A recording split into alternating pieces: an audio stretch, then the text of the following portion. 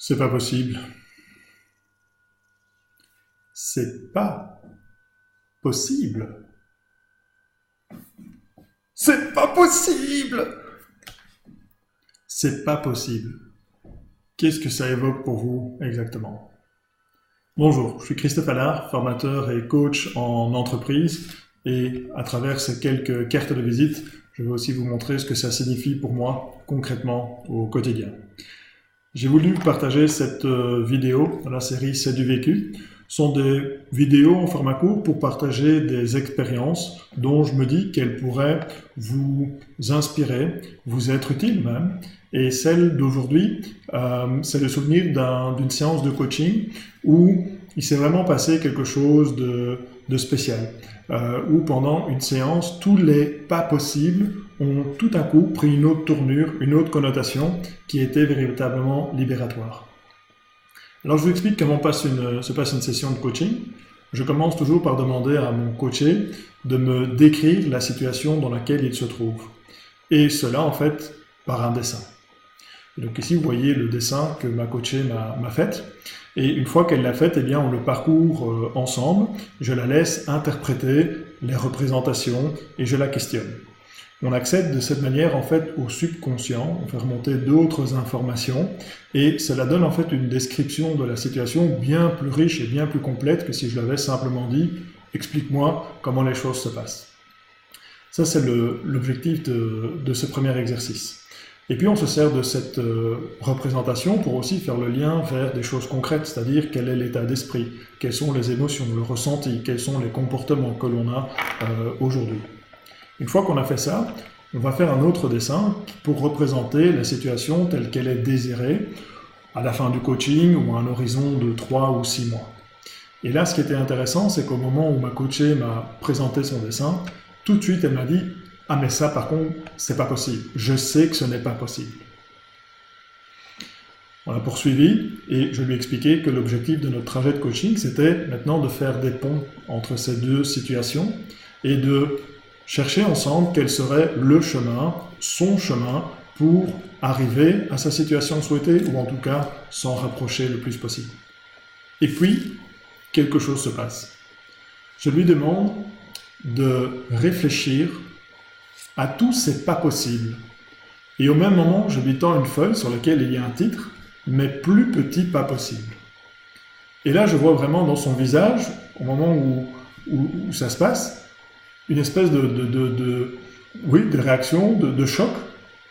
Et je comprends que effectivement, entre ce qu'elle entend, pas possible, dans le sens impossible, et le fait qu'elle lise mes petits pas possibles, des solutions, des ouvertures, des débuts d'options, il y a une confrontation d'idées, et en réalité, ça crée vraiment tout d'un coup, eh bien, un changement dans son comportement. Ça donne une toute autre tournure à son coaching et elle commence vraiment à pouvoir s'y engager. J'ai trouvé ça vraiment beau à voir et je me suis dit, c'est tellement bête en fait, effectivement, pas possible, juste la manière dont on le voit, la différence de connotation qu'on y donne, ce que ça peut déclencher comme énergie au niveau de l'engagement.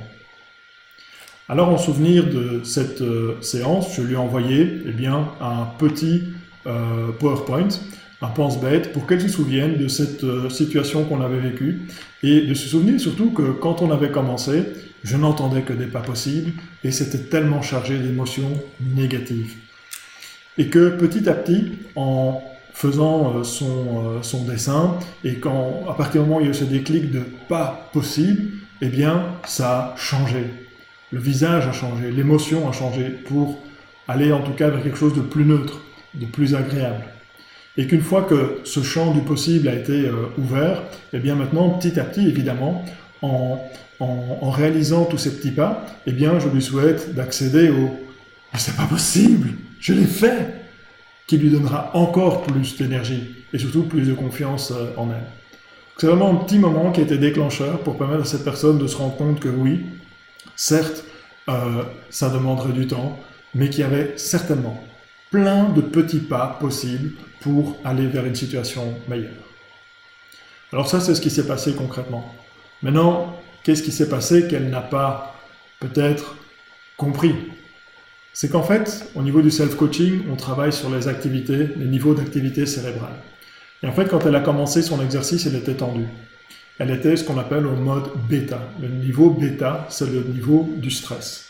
Et quand on est en stress, en fait, on est dans un niveau où on fait des choses, mais de manière inconsciente. On ne sait pas ce qu'on fait, ni pourquoi, ni comment. Et surtout, on n'est pas conscient non plus de nos pensées. Et donc, quand on est à ce mode-là, eh bien, on est surtout en mode de fuite ou de lutte par rapport à une situation.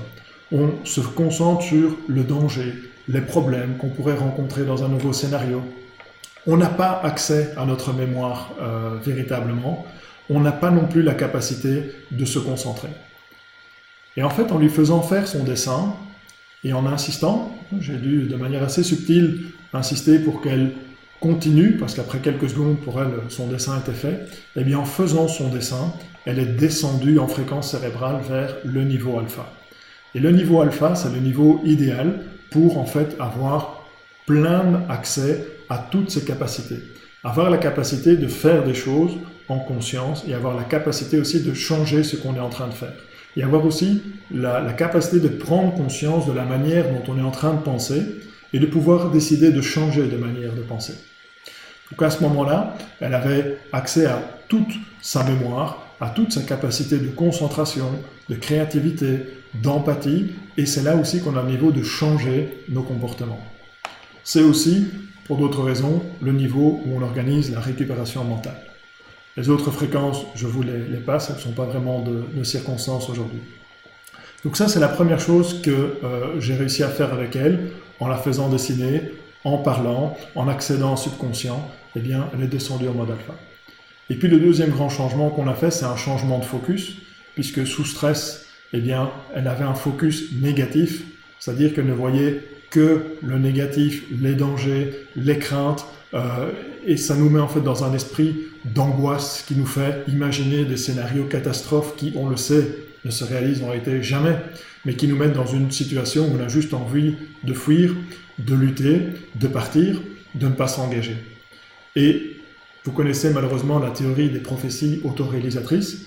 Si je me dis ce n'est pas possible, je ne vais pas essayer. Si je n'essaye pas, ça ne se produira pas. Et ça va juste me conforter dans mon idée que de toute façon, ce n'était pas possible. Donc en descendant de niveau de fréquence, on est parvenu à faire un focus plutôt positif. Donc ça, c'est vraiment conditionner le cerveau à aller systématiquement, à l'avenir, chercher tout ce qui pourrait constituer une option, une piste, une solution. Et donc ça va vraiment aller réorienter notre énergie à résoudre la situation plutôt que de la fuir ou d'essayer de la combattre. Et quand on fait ça, quand on descend de fréquence cérébrale, on change d'émotion. Et du coup, elle se sentit mieux, elle s'en sentit plus confiante. Voilà ce que je voulais vous partager dans cette vidéo, ce petit moment qui a vraiment été pivot. Et pourquoi est-ce que je vous partage ça? Eh bien, tout simplement pour qu'à l'avenir, si vous entendez des pas possibles, que ce soit de vous-même, votre petite voix intérieure, ou de vos collaborateurs, de vos collègues, eh bien, vous ayez le réflexe de vous souvenir de cette vidéo que je vous ai partagée et de vous dire « Ah, pas possible ». Si pas possible signifie impossible, c'est que moi ou mon collègue, nous sommes sous stress. Et donc la première chose à faire, c'est redescendre en fréquence cérébrale pour pouvoir accéder à notre plein potentiel de créativité, d'imagination, et aussi tout simplement pour pouvoir voir les choses d'une autre manière, avec plus de recul, de manière plus globale.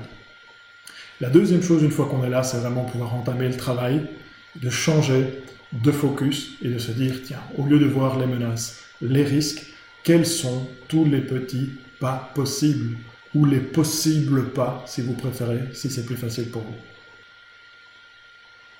Et avec ça, je pense que vous avez une technique assez simple à mettre en place.